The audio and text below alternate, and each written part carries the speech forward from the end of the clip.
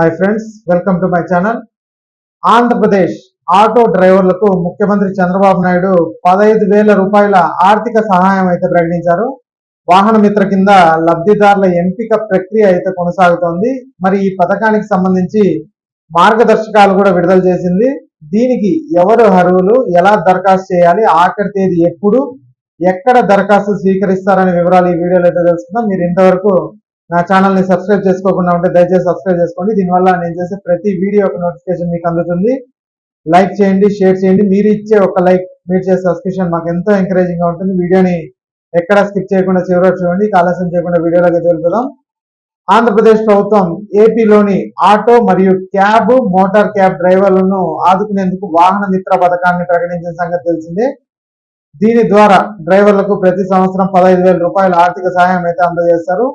Fitness సర్టిఫికెట్లు, బీమా, మరమ్మతులు వంటి అవసరాల కోసం అక్కరకు వచ్చేలా ఈ ఆర్థిక సహాయం అయితే అందజేస్తారు. సొంతంగా ఆటో మరియు క్యాబ్, మోటార్ క్యాబ్ ఉన్నవారు ఈ పథకానికి అయితే అర్హులు.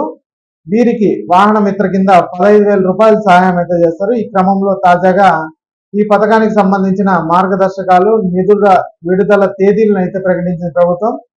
ముఖ్యమంత్రి చంద్రబాబు నాయుడు గారు అక్టోబర్ 1న వాహన మిత్ర నిధులను విడుదల చేస్తారనేసి చెప్తున్నారు. నేరుగా లబ్ధిదారుల బ్యాంక్ ఖాతాల్లో అయితే ఈ డబ్బులు అయితే జమ చేస్తారు. ఇక దరఖాస్తుదారులకు కొన్ని అర్హతలు అయితే ఉండాలి అనేసి చెప్తున్నారు. మరి అవి ఏంటి అని ఒకసారి చూసినట్టయితే, లబ్ధిదారులకు ఏపీలో జారీ చేసిన డ్రైవింగ్ లైసెన్స్ ఉండాలి. అంటే మీ లైసెన్స్ ఏపీలోనే తీసుకుని ఉండాలి. ఇక ఆటో రిక్షా లేదా లైట్ మోటార్ వెహికల్ నడపడానికి లైసెన్స్ చెల్లుబాటులో ఉండాలి. అంటే మీ లైసెన్స్ రెన్యువల్ అయ్యి ఉండాలి కంపల్సరీ. అది అప్డేట్ చేయకపోయింటే మాత్రం అప్డేట్ చేసుకోండి. ఇక వాహనం ఆంధ్రప్రదేశ్లోనే రిజిస్టర్ అయి ఉండాలి. మీరు కొనే వెహికల్ కూడా మన ఏపీలోనే కొని ఉండాలి. ఏ జిల్లాలో అయినా పర్లేదు, మన ఏపీలోనే కొని ఉండాలి. ఇక మోటార్ క్యాబ్, మ్యాక్సీ క్యాబ్లకు రిజిస్ట్రేషన్ సర్టిఫికెట్, ఫిట్నెస్ సర్టిఫికెట్లు ఖచ్చితంగా ఉండాలి అని చెప్తున్నారు. అయితే ఆటో రిక్షా విషయంలో ఫిట్నెస్ సర్టిఫికేట్ లేకపోతే ఈ ఒక్క సంవత్సరం అనగా 2025-26 సంవత్సరానికి అనుమతిస్తామనేసి చెప్తున్నారు. కానీ ఒక నెలలోపు ఆ సర్టిఫికేట్ పొందాల్సి ఉంటుందనేసి కూడా చెప్తున్నారు. ఇక ఈ పథకం passenger auto rickshaw, motor cab, maxi cab యజమానులకు మాత్రమే వర్తిస్తుంది అనేసి చెప్తున్నారండి. అంటే మనకి ఇది ఆటో రిక్షా అంటే ప్యాసింజర్ ని ఎక్కించుకొని పోయే ఆటో రిక్షా కానీ, ట్యాక్సీలు కానీ, అలాగే మ్యాక్సీ క్యాబ్ అంటే మన వస్తువులు అవి రవాణా చేస్తూ ఉంటాం కదా, అలాంటి వాళ్ళకి మాత్రమే వర్తిస్తుంది అనేసి అయితే చెప్తున్నారు. లబ్ధిదారులు దారిద్ర్య రేఖకు దిగువన అంటే బీపీఎల్ అయితే ఉండాలి, లేదంటే రేషన్ కార్డు అయినా కలిగి ఉండాలని చెప్తున్నారండి. ఇక దరఖాస్తుదారు లేదా వారి కుటుంబ సభ్యుల్లో ఎవరైనా ప్రభుత్వ ఉద్యోగి లేదా పెన్షనర్ అయితే ఉంటే, అంటే ప్రభుత్వం నుంచి పెన్షన్ తీసుకుంటుంటే ఈ పథకానికి అనర్హులు అనేసి చెప్తున్నారు. కానీ పారిశుద్ధ్య కార్మికుల కుటుంబాలకు మాత్రం మినహాయింపు అయితే ఉంటుంది. అంటే మున్సిపాలిటీ కార్మికులు ఉంటారు కదండి, వాళ్ళకి మాత్రం మినహాయింపు అయితే ఉంది.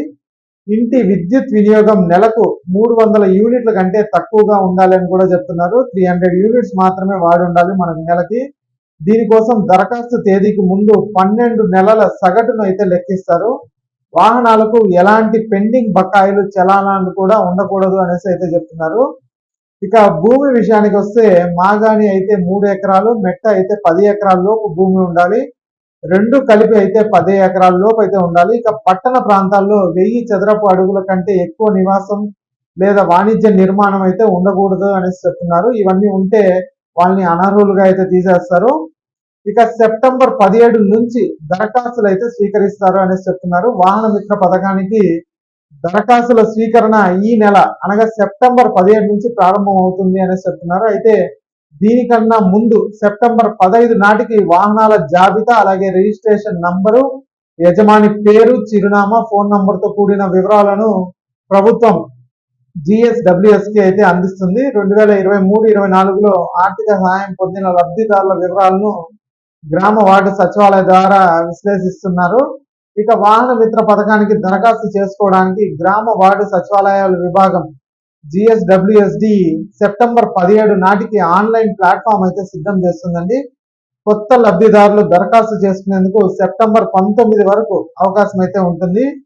ఈ నెల 22 నాటికి సచివాలయం, అలాగే మండల, జిల్లా స్థాయిలో పూర్తి స్థాయిలో పరిశీలన అయితే చేస్తారు. వీటికి ఆ తర్వాత తుది జాబితా సెప్టెంబర్ 24కి అయితే సిద్ధమవుతుంది. లబ్ధిదారుల జాబితాను కార్పొరేషన్ల వారీగా జిఎస్డబ్ల్యూఎస్ విభాగం 20 తేదీ నాటికి అంటే సెప్టెంబర్ 24 నాటికి రవాణా శాఖకు అయితే పంపుతుంది. ఆ తర్వాత అక్టోబర్ 1న ముఖ్యమంత్రి చంద్రబాబు నాయుడు గారు లబ్ధిదారుల అకౌంట్లలో నగదు అయితే జమ చేస్తారు అనేసి చెప్తున్నారండి అధికారులు. కాబట్టి మీరు సెప్టెంబర్ 19 లోపు మీ దగ్గరలో ఉన్న సచివాలయానికి వెళ్ళి రిజిస్ట్రేషన్ అయితే చేసుకోండి. కొత్తగా వెహికల్స్ కొన్న వాళ్ళు, పాత వెహికల్స్ ఆల్రెడీ మీరు ఇంతకు ముందు కూడా వాహన మిత్ర తీసుకో ఉంటారు కదా లాస్ట్ ఇయర్, వాళ్ళ డేటా అయితే గవర్నమెంట్ దగ్గర ఉంది. అయినా కూడా ఒకసారి మీరు ఎంక్వైరీ చేసుకోండి సచివాలయానికి వెళ్ళి.